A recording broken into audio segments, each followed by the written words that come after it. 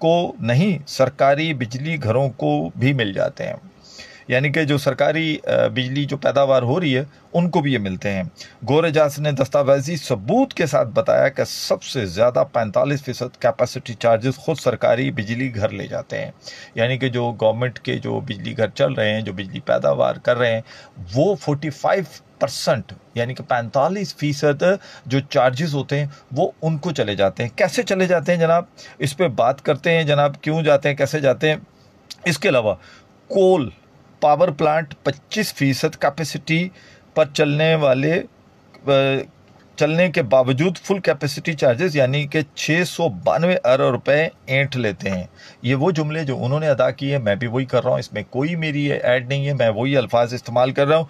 कोल यानी कि coal power plant 25% capacity पर चलने वाले बावजूद फुल कैपेसिटी चार्जेस यानी 692 अरब रुपए ऐंठ लेते हैं। जनाब ये 692 अरब रुपए इनको चले जाते हैं। विंड ऑपरेशंस 50% से कम पर चलते हैं, पैसे पूरे यानी 175 अरब रुपए ले उड़ते हैं।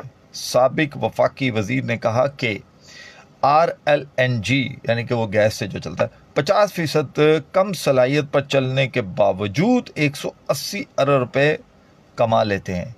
यानी कि RLNG पर 50% से कम चलने के बावजूद भी 180 अरब रुपए उनको भी चले जाते हैं। अब ये इतने गोरख धंधा है पैसों का। एक तरफ जो जा रहे हैं जनाब वो तकरीबन कोई 692 अरब जा रहे हैं, फिर 175 अरब जा रहे हैं, फिर 180 अरब जा रहे हैं। अरबों खरबों की बातें हो रही हैं। अच्छा जनाब, ये धोखाधड़ी का फ्रेमवर्क सन्नतों, घरेलू और तजारती सार्फिन के लिए नाकाबिले बर्दाश्त है।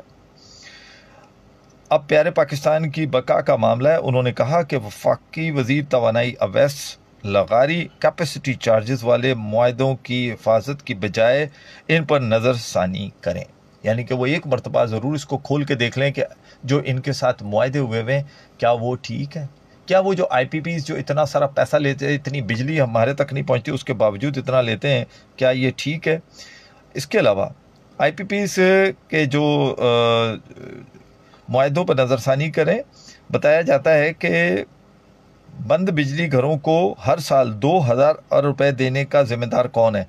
जनाब ये भी एक बड़ा अलमिया है कि 2000 अरब रुपए जो है ना वो सिर्फ उनको दे दिए जाते हैं कि जो बंद पड़े हुए बिजली घर हैं, यानी कि जो चल ही नहीं रहे, उनको चले जाते हैं। तो आप सोचें कि अगर इस तरीके से इस तरह बांटे जाएंगे पैसे और जिसका कोई पूछने वाला नहीं, तो ये अवैस लगारी साहब जो कि वफाकी वज़ीर हैं जनाब हमारे मोहतरम, हम उनसे भी गुजारिश करेंगे कि इस पे नज़रसानी करें और इसको कैबिनेट में लेके जाएं और कैबिनेट में तमाम जो वज़ीर वज़रा साहिबान हैं उनके साथ भी डिस्कस करें। मैं समझता हूँ कि अगर इसको फर्स्ट प्रायोरिटी पे ले लिया जाए तो यकीन करें कि बहुत ज़्यादा फ़ायदा हो सकता है।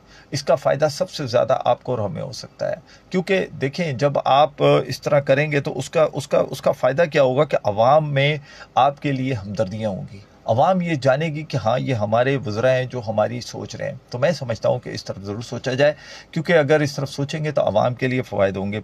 आप भी बता सकते हैं कि आप क्या समझते हैं कि आप क्या लोड शेडिंग होती है, नहीं होती है, अगर होती है तो कितनी होती है, कितने घंटे जाती है। और लोड शेडिंग का असल में पूछा इसलिए जा रहा है कि ये जो अभी एक 2029 और 30 की बात की जा रही है, तो 24, 25, 26, 24 अभी आधा हुआ है, तो 7वां महीना चल रहा है, तो जुलाई चल रहा है, तो अभी दिसंबर में जाकर हमारा एंड होगा साल का। तो अभी ये 6-7 महीने, 6 महीने ये वाले हैं, फिर उसके बाद 25 का पूरा साल है, तो गर्मी तो उसमें भी है, 26 में भी गर्मी है, 27 में भी गर्मी है, 28 में भी गर्मी है, तो फिर जाके हम 29 और 30 में जाकर आपको वो भी 95% होंगे। जबकि दूसरी तरफ अगर हम कहें तो इस वक्त जो बिजली है वो तकरीबन 43 मेगावाट बनती है, और जो कि एक्स्ट्रा है मेगावाट 43,000 मेगावाट है, और जबकि हमें ज़रूरत है जो बताया जाता है वो तकरीबन 30 से 32 या 31 मेगावाट के करीब हमें बहुत है। 30-31 हज़ार मेगावाट जो है ना वो पूरे पाकिस्तान के लिए काफ़ी है। लेकिन उसके बावजूद ये इतनी सारी जो बिजली है जबकि बन नहीं रही, लेकिन वो चूँकि एक मुआहदे ऐसे हो चुके हैं कि जनाब बने ना बने जो भी कुछ हो, लेकिन आपको ये पैसे देने हैं। और ये पैसे क्यों देने हैं उसकी वजह भी मैंने आपको बता दी कि जनाब ये किस तरीके से देने होते हैं। तो अब ये चूँकि लोड शेडिंग पे बात हो रही थी, तो मैंने कहा कि थोड़ा सा आपको इस बारे में अपडेट कर दूं कि जनाब ये इसको किस तरीके से हम देखें कि हम किस तरह हम अपनी बिजली जो कि इतनी महंगी हो चुकी है, और मुझे ऐसा लगता है शायद उस टाइम मैं गलत हो सकता हूँ कि इस वक्त अगर हम कहें तो सबसे ज़्यादा जो लोग इस वक्त परेशानी में वो सिर्फ बिजली की महंगी की वजह से। छोटे छोटे कारोबार करने वाले लोग परेशान हैं, जब उनसे मुलाकात होती है वो छोटी छोटी चीज़ें जो बना रहे होते हैं, जो जिसकी मालियत 200